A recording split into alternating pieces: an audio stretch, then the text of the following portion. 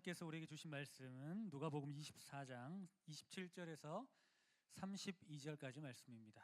신약성경 누가복음 24장 27절에서 32절까지 말씀입니다. 저와 여러분들이 한 절씩 교독하도록 하겠습니다. 이에 모세와 모든 선지자의 글로 시작하여 모든 성경에 쓴 바 자기에 관한 것을 자세히 설명하시니라.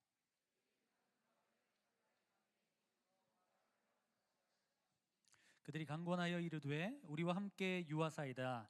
때가 저물어 가고 날이 이미 기울었나이다 하니 이에 그들과 함께 유하러 들어가시니라.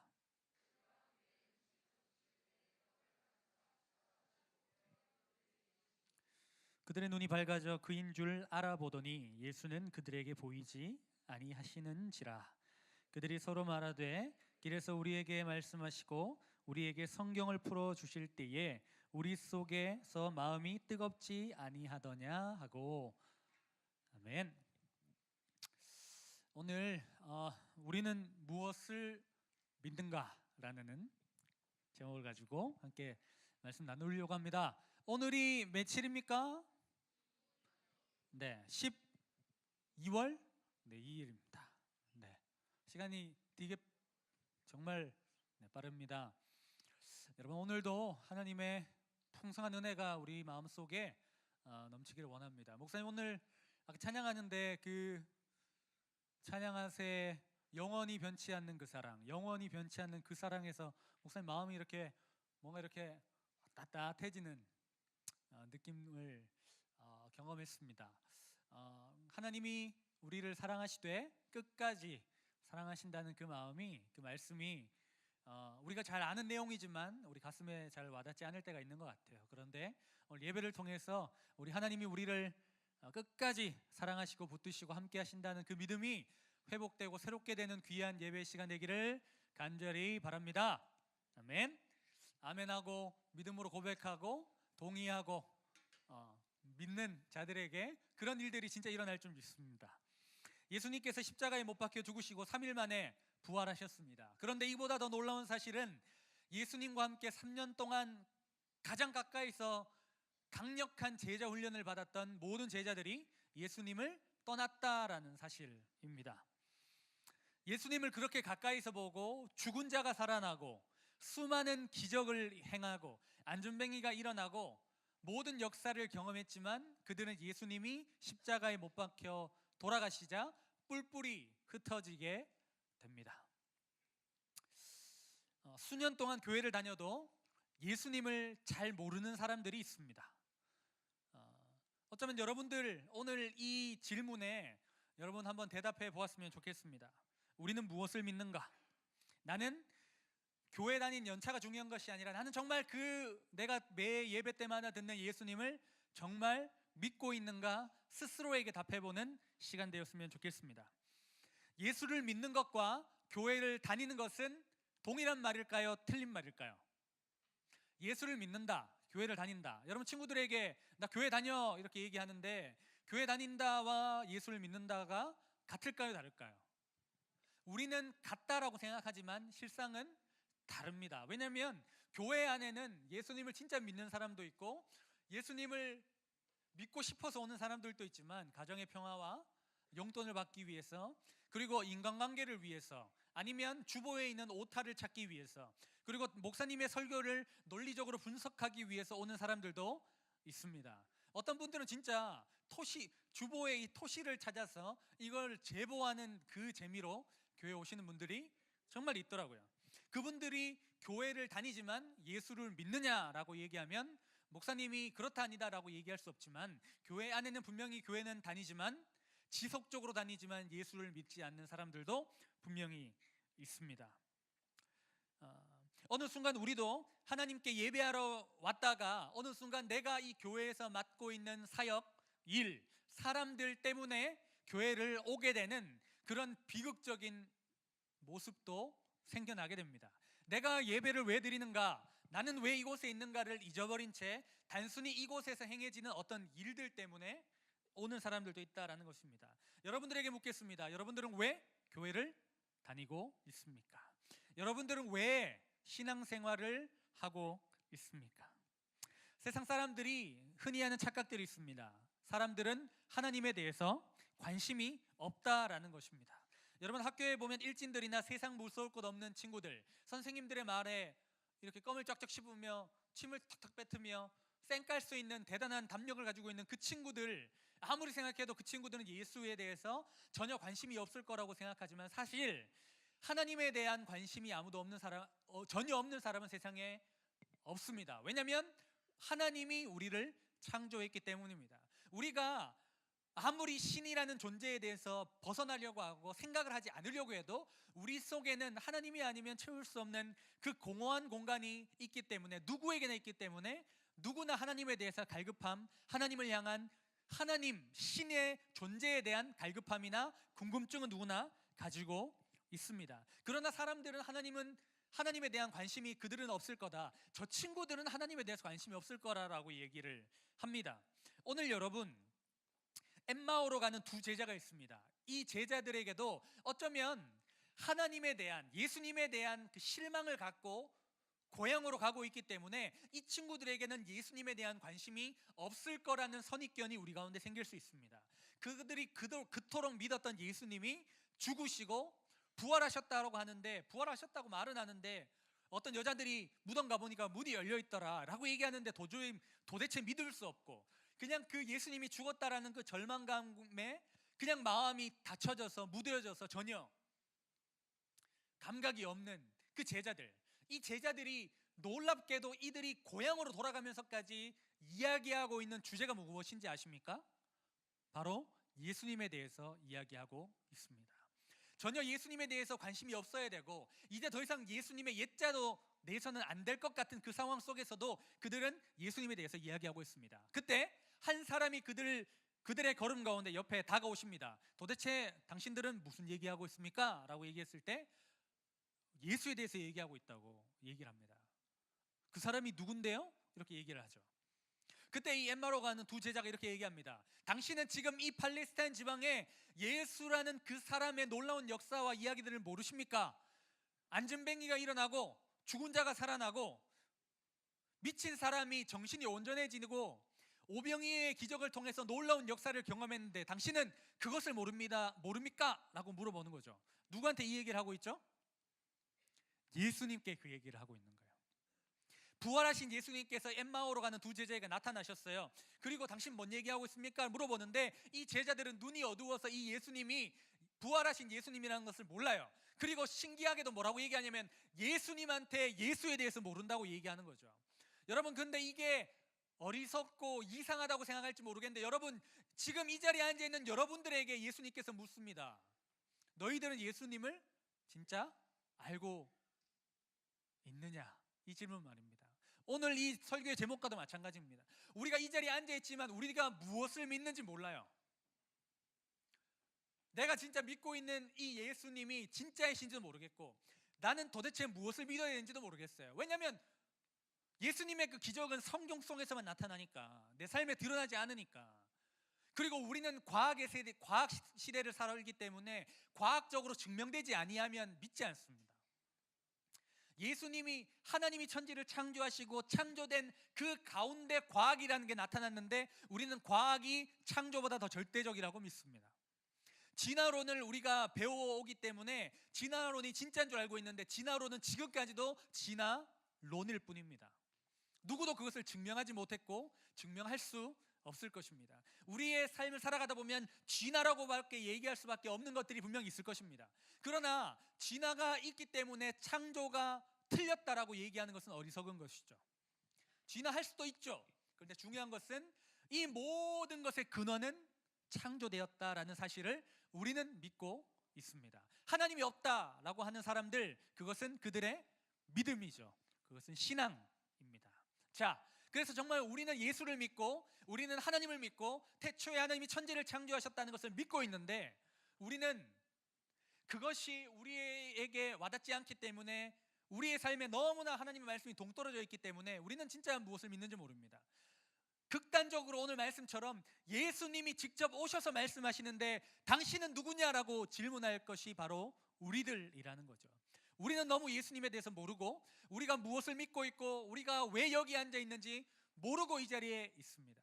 그래서 대학을 가게 되고 신앙의 자유가 생기고 여러분 스스로 무엇인가를 해 나가려고 할 때 여러분들의 가지고 있는 그 신앙은 내가 몇십 년 동안 다녔던 그 교회는 5대째 6대째 내가 예수를 믿고 있는 가정이라는 그 사실은 우리의 삶에 아무런 영향을 끼치지 못하는 것이죠. 그 예수님이 그 제자들을 꾸짖습니다. 얘들아 한번 말씀 같이 읽어보겠습니다. 뭐라가 꾸짖으실까요? 시작.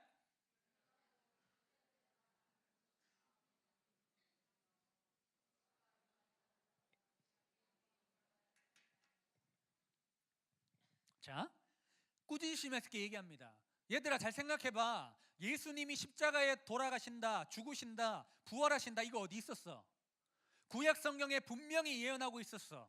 너희들이 그렇게 믿고 따르고 의지하고 매일마다 매 시간마다 매주마다 항상 손목에 이마에 항상 그렇게 벽에 수없이 적어놨던 것, 내 하나님 여호와를 사랑하라, 내 하나님은 만유해 주시다, 내 하나님은 너희의 하나님이시다, 아버지시다, 끊임없이 너희가 보고 듣고 배웠던 그 예수, 그 하나님이 예언하신 그 메시아가 다시 오신다는 그것이 너희 구약에서 말하던 것 아니냐, 너희가 외워왔던 거 아니냐, 들어왔던 거 아니냐. 그런데 왜 그것을 깨닫지 못하느냐. 그들은 수없이 구약에 대해서 알고 있었고 신앙을 가지고 있었고 말씀을 맡은 사람인들이었지만 말씀에 대해서 이해하지 못하고 깨닫지 못하고 있었습니다. 이것이 우리 현실입니다. 지금 여러분들이 목사님이 수없이 많은 설교를 해도 기억하는 거는 목사님 얼굴이 꺼먹고 목사님이 콜라를 좋아하고 목사님이 집에서 청소를 안 하고 이런 전혀 쓸데없는 이야기들, 그냥 여러분들에게 조금 이렇게 마음을 열어라는 거 생각하는 그것은 되게 이렇게 덜이하게 잘 기억하면서 진짜 여러분들이 들어야 될 메시지는 듣지 않는 게, 그것이 어떻게 보면 이 엠마오로 가는 두 제자와 우리와 지금 이 시대를 살아가는 그리스도인과 크게 다르지 않아 보입니다. 그리고 그들에게 처방전을 내려주십니다. 같이 읽어보겠습니다. 시작. 이에 모세와 모든 선지자의 글로 시작하여 모든 성경에 쓴 바 자기에게 관한 것을 자세히 설명하시니라. 구약을 다 펼쳐 보여주십니다. 그리고 이것이 나를 위한 예언이다, 창에 찔린다 여기 있지 않냐, 나귀 타고 들어간다 여기 있지 않냐, 다 예언한 거 아니냐, 왕이 다윗이 메시아가 올 것이라고 예언하지 않았냐, 창세기 못 읽어봤냐, 모세오경에 가죽옷을 입히신다 하지 않았냐, 이 모든 것이 다 나를 위한 예언이다. 그러면서 그들에게 성경을 자세히 풀어 주십니다. 처방전이 뭡니까? 하나님의 말씀. 그냥 우리 머릿속에 어렵다, 힘들다, 레위기에선 잠 온다, 출애굽기 25장 뒤에는 성전, 성막, 가늘게, 곱게, 얇게 뭐 이렇게 실로 꿰가지고 천막 만들고 이렇게 해가지고 성막 만든다, 성경은 지겹다, 재미없다라고 그냥 그렇게 생각하는 것이 아니라 이 성경이 예언하고 있고 그 메시아가 왔다, 그분이 바로 예수님이다라는 것을 풀어 헤쳐 주시니까 그들의 마음이 달라진 것이죠. 여러분, 우리가 무엇을 믿는가, 왜 이것이 중요하냐면 우리가 왜 이렇게 나약하게 사냐면 하나님의 말씀을 몰라서 그래요. 하나님의 말씀을 우리의 삶에 적용하지 않아서 그래요. 하나님의 말씀은 우리의 삶과 동떨어졌다고 생각하기 때문에 그런 것입니다. 모세와 선지자의 글, 이것은 바로 모세오경과 구약의 수많은 선지자들의 그 기록들, 바로 구약 성경을 이야기합니다. 예수님 시대에는 신약이 없었죠. 아직 쓰여지기도 전이니까 구약만 해도 구약을 통해서 그들이 하나님에 대해서 알 수 있었는데 그들은 구약을 알고 있었지만 보았지만 깨닫지 못하고 있었다라는 것이죠. 아니, 그들의 삶에 말씀을 적용하고 그들의 마음속에 말씀이 아무런 어택을 못하는 거죠. 그들의 마음을 뜨겁게 하지 못했던 거죠. 그들의 마음을 새롭게 하지 못했다라는 것입니다. 그래서 다시 한번 그들이 재해석되기 시작합니다. 우리가 예수님에 대해서 이야기하고 있었지, 예수님이 이런 일들을 하셨지, 구약에 그 예언이 있었어, 이사야에서 분명히 말했어, 가난한 자의 결박을 풀어준다고 했어, 고아와 같은 자들을 풀어주신다고 했어, 희년이 온다 했어, 예수님 메시아가 오면 우리가 다시 회복된다고 했어. 그게 예수님에 대한 예언이었구나, 그분이구나, 그들이 깨닫게 됩니다. 그러면서 그들의 마음속에 아쉬움이 생깁니다. 여기서 끝나면 안 될 것 같습니다. 그래서 어떻게 합니까? 하루만 좀 시간을 달라고 이야기합니다. 뭡니까 여러분?